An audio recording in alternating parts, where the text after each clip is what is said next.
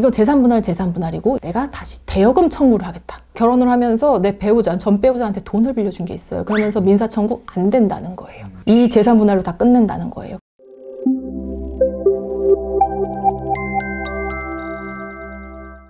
안녕하세요. 이혼 전문 박은주 변호사입니다. 오늘은요, 이혼 소송에서 많이 조정으로 저희가 마무리된다고 항상 말씀을 드리잖아요. 조정을 진행하면서 조정조서 작성할 때 이런 부분을 조금 먼저 숙지하고 가시면 좋겠다라고 해서 말씀을 드릴 건데요. 조정이 이제 얘기가 잘 되어서 오늘 이게 조정조서로 마무리하자라고 했을 때 조정조서를 이제 막 기재를 하기 시작하거든요. 그러면은 뭐 기본적으로 원고와 피고는 이혼한다. 그러면서 재산분할은 뭐 어떻게 아파트는 어떻게 한다. 친권자랑 양육자는 누구로 지정하고 양육비 얼마, 그다음 면적교섭 어떻게, 뭐 이런 부분들이 있는데요. 양육비가 다를 수도 있고 재산분할이 조금 내용이 다를 수도 있고 여러 가지 다르잖아요. 그래서 그건 그때그때 달라지는데 90%, 99% 이상의 이혼 조정에서 거의 뭐 붙박이로 들어가는 문구들이 있는데 그 문구들에 대해서 설명을 드리려고 하는 거예요.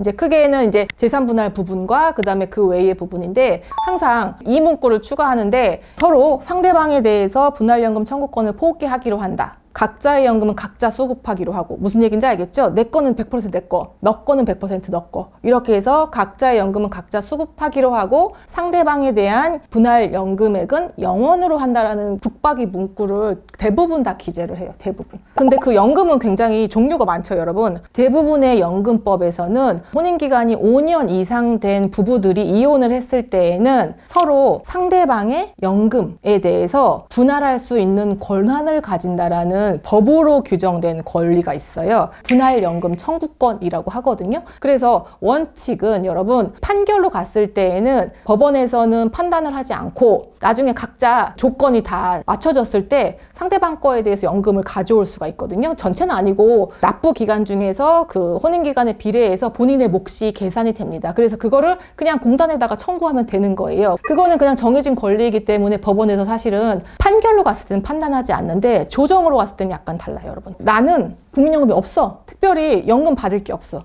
근데 상대방은 군인이나 공무원이라서 연금에 대한 수급권이 생겼을 때 굉장히 상당한 금액을 받을 수 있어. 근데 반대로 연금을 많이 받는 쪽에서는 그걸 반드시 넣고 싶어 하겠죠. 자기도 노후에 연금이 굉장히 중요하고 그거를 믿고 있었는데 그걸 반 띄워준다고 생각하면 또 이혼하는 마당에 싫을 수 있잖아요. 그렇죠? 근데 받고자 하는 입장에서는 내가 거기에 나도 기여가 있는 건데 이런 문제가 생길 수 있지 않습니까? 이제 그런 문제도 굉장히 많이 발생을 하고 진행을 하면서 웬만큼 내용들이 다 조율이 됐다고 하면은 보통 조정위원들은 요거에 대해서 특별히 언급을 하지 않는 게 요거는 당연히 들어가는 문구다라고 생각을 하기 때문에 저 각자 이렇게 재산분할 이렇게 하시고요. 연금은 각자 수급하는 걸로 하실 거죠? 이렇게 얘기한단 말이에요. 그러면 나는 연금이 없고 상대방이 연금이 있으면 우리는 그냥 가만히 조정해서 이 부분에 대해서 아무 얘기를 안 하고 있으면은 조정조서에 기재가 안 될 거고 조정조서에 기재가 안 되면 그럼 법대로 청구하면 되는 거 아닙니까? 라고 얕게 생각할 수 있겠죠. 근데 반드시 판사님이 와서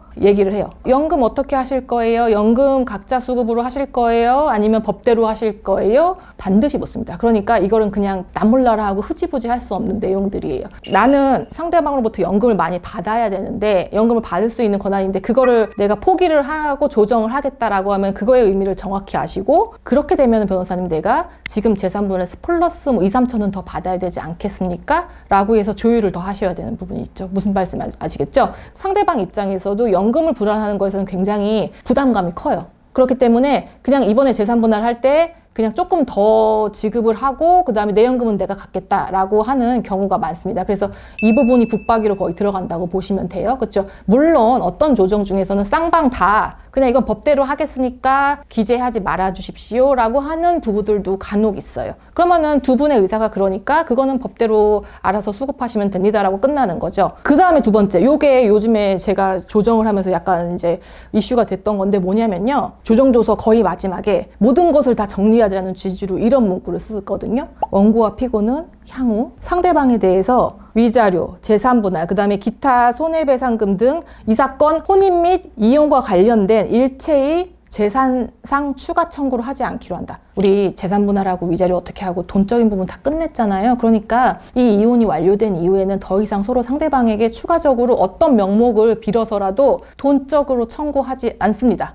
추가적인 재산상의 청구를 하지 않고 돈적인 부분 청구하지 않고 추가로 민사소송하지 않고 형사소송하지 않고 가사소송하지 않고 이런 추가적인 일체의 분쟁도 하지 아니한다 라는 문구를 반드시 쓰게 돼 있어요. 왜? 조정의 취지가 그런 거니까. 조정은 우리 다 원만하게 모든 걸 다 이 이혼과 관련된 혼인관계와 관련된 모든 걸 다 한 번에 해결하자니까 또 자꾸 문제 제기하지 맙시다. 이게 조정의 취지잖아요. 그래서 이 문구를 반드시 제기하고 우리가 많이 들어봤던 부재소 합의라는 거예요. 그게 추가적인 금전적인 부분이 어떤 거냐면요, 이건 재산분할이고, 예를 들어서 내가 다시 대여금 청구를 하겠다. 내가 혼인기간 중에 혹은 결혼을 하면서 내 배우자, 전 배우자한테 돈을 빌려준 게 있어요. 그러면서 민사청구 안 된다는 거예요. 이 재산 분할로 다 끝낸다는 거예요. 그 다음에 더 많이 이제 문제되는 거는 요즘에 이제 형사적인 부분을 많이 형사 고소를 많이 하거든요. 이혼과 불거지면서 이혼 소송 중에 쌍방 서로에 대해서 형사 고소를 많이 하기도 하고, 어떤 사람들은 이혼 소송 이후에 형사 고소를 할 생각도 해요. 근데 여러분 이상하죠? 형사고소는 그냥 진행되면서 놔두면서 이혼은 이혼대로 우리 이렇게 조정했습니다라는 거는 안 맞잖아요. 모든 걸 다 분쟁을 끝내자라는 건데, 그래서 이 부재소 합의에서 형사 관련해서는 특히 이미 진행 중인 형사건이 있으면은 고소를 취하하시거나 처벌불원서를 제출을 해서 사건을 종결시킬 수 있도록 합니다.